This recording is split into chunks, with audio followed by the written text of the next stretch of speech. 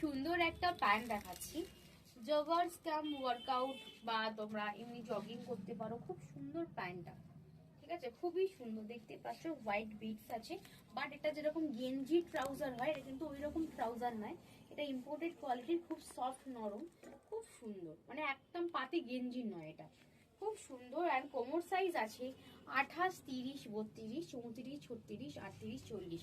Both side pocket আছে, heap portion বড় আছে। কোমর থেকে প্যান্টের লেন্থ আছে 38। দাম আছে মাত্র 300 টাকা।